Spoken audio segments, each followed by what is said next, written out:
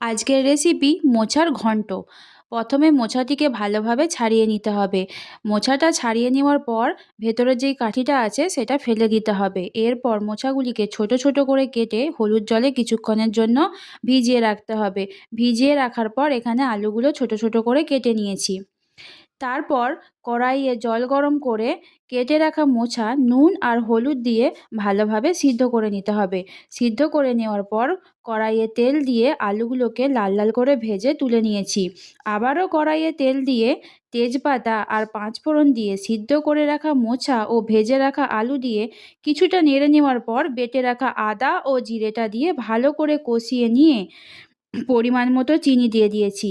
তারপর একটু নাড়িয়ে চাড়িয়ে নামিয়ে নিয়েছি। তৈরি আমাদের মোচার ঘন্ট রেসিপি। ভালো লাগলে তোমরাও বাড়িতে ট্রাই করো। Please subscribe our channel Bongkonya 2.0।